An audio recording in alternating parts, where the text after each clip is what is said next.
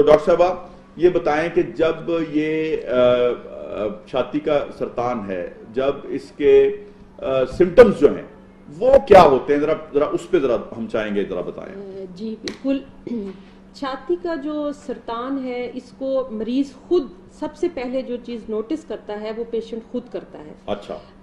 Breast में किसी भी किस्म की गिल्टी का महसूस होना या जिल्द, ब्रेस्ट की जिल्द का कलर चेंज होना, ब्रेस्ट का साइज चेंज होना, उसकी शेप चेंज होना, या डिम्पलिंग हो जाना, या जो निप्पल है उसका अंदर मुड़ जाना, यानी जिसे इन्वर्टेड निप्पल कहते हैं, अंदर की तरफ चले जाना, इन्वर्ट हो जाना। हाँ। या जो स्किन है ब्रेस्ट की, जैसे माल्टे की स्किन के ऊपर ऐसे लगे अंदर हुई होती है, डॉट डॉट से होते हैं, वैसी स्किन का, जिसे हम प्यूडी ऑरेंज स्किन कहते हैं, वैसी स्किन का हो जाना, ये सारी अलामात है आपके छाती के सरतान की। यानी अगर आपने गिल्टी महसूस की है तो उसको फौरन अपने डॉक्टर से रजू करें ताकि उसको हम अर्ली डिटेक्ट करके उसका फर्दर जो भी ट्रीटमेंट है वो उसका किया जा सके। ठीक है।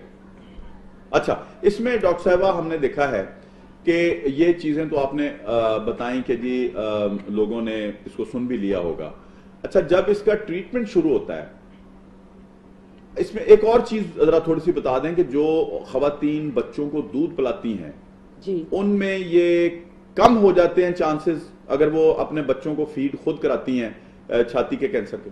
जी बिल्कुल, ऐसा ही है कि ब्रेस्ट फीडिंग जो खवातीन अपने बच्चों को दूध पिलाती हैं उनमें 3 से 4% चांसेस कम हो जाते हैं ब्रेस्ट कैंसर के। ठीक है। यानी कि दूध पिलाने अगर किसी ने फुल फीड कराया लैक्टेशन तो उसके चांसेस कम हो जाएंगे, लेकिन खुदा ना खास्ता इसका ये मतलब नहीं है जिस खवातीन ने नहीं कराए तो वो बहुत ही ज्यादा रिस्क पे चली जाएंगी, लेकिन ये चांसेस को रिड्यूस करता है, कम करता है जी। अच्छा, यानी माओं को चाहिए ये 100% अपने बच्चों को दूध पिलाएं, इसमें वो चांसेस को कम करता है। अच्छा डॉक्टर साहब ये भी बता दें कि फर्ज करें अब आपका जो है आगाही हो गई, पता चल गया कि खुदा न खास्ता किसी को ये मर्ज है जी, तो उसके बाद फर्स्ट स्टेप क्या आप लेते हैं उसके इलाज के? जी बिल्कुल, सबसे पहले तो जब अगर खुदा न खास्ता आपको ऐसी गिल्टी फील हो गई है तो आप अपने डॉक्टर के पास जाएं, और इसमें सबसे पहला जो हम काम करते हैं वो हम इसकी बायोप्सी लेते हैं। बायोप्सी कोई बहुत बड़ा प्रोसीजर नहीं है, लोकल एनेस्थीसिया के अंडर हम इसका एक पीस ले लेते हैं जिसको फर्दर,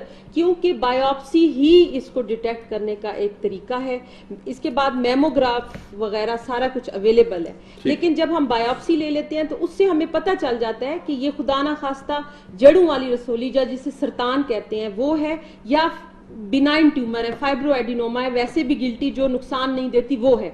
इसके करा लेने से आपकी पूरी फैमिली जो है रिलैक्स हो जाती है, सुकून में आ जाती है। ठीक है। अच्छा, उसके बाद ये हो गया, इलाज इसका क्या है?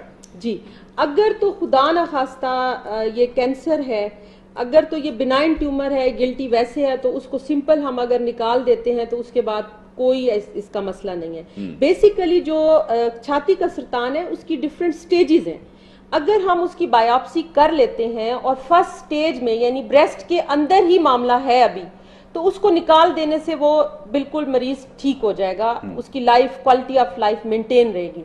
लेकिन अगर हम उसको दूसरी फर्दर स्टेजेस पे ले लेते हैं, फर्स्ट स्टेज है, सेकंड स्टेज है, या खुदा ना खास्ता ये सरतान छाती से निकलकर जिस्म के दूसरे हिस्सों में चला गया, तो फिर उसकी आगे ऑन्कोलॉजिस्ट, कीमोथेरेपी, रेडियोथेरेपी वो आगे वो अच्छा आगे इसके लिए कोई दवा भी आप इस्तेमाल करते हैं? जी बिल्कुल, अगर तो देखें छाती का सरतान डिटेक्ट हो गया तो उसके मुताबिक कीमोथेरेपी है जो कि इंजेक्शंस है, इंजेक्टेबल्स हम उनको देते हैं, वो ऑन्कोलॉजी डिपार्टमेंट के अंडर सारा कुछ ट्रीटमेंट होगा। ठीक, वो इंजेक्शंस वगैरह जी इंजेक्शंस लगेंगे जिन्हें तो कीमोथेरेपी इसमें अच्छा, इसमें आप कितने % देख रही हैं कि जी क्यूरेबल है ये?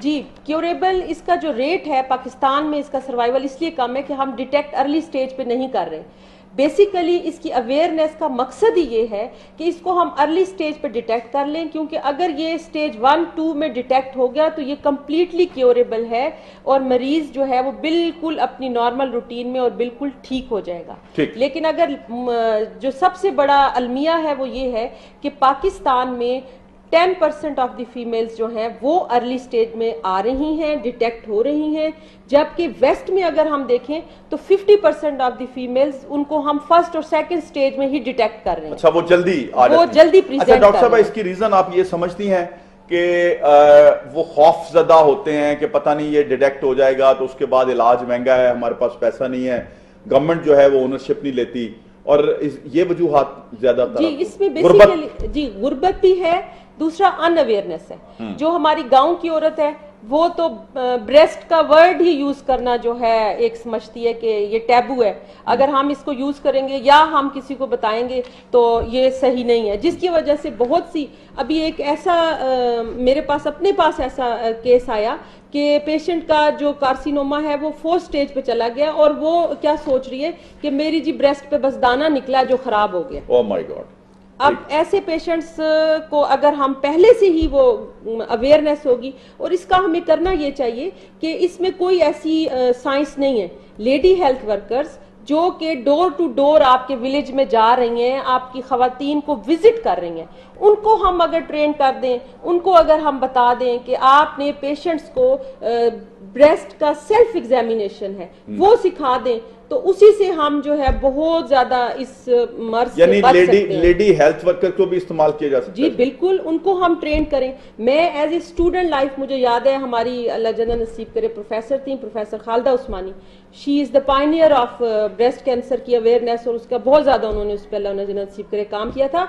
उन्होंने as a final year student ही हमें इतना इस एग्जामिनेशन में और उसमें एक्सपर्ट कर दिया था कि वो आज तक वो चीज एज ए गायनाकोलॉजिस्ट मुझे काम आ रही है कि मैं अपने पेशेंट्स को, और मेरी उनकी वजह से ऐसी रूटीन बनी हुई है कि मैं हर अपने पेशेंट को ये ब्रेस्ट एग्जामिनेशन अपने तौर पे पूरा उनको समझा के अपने हॉस्पिटल से भेजती हूँ।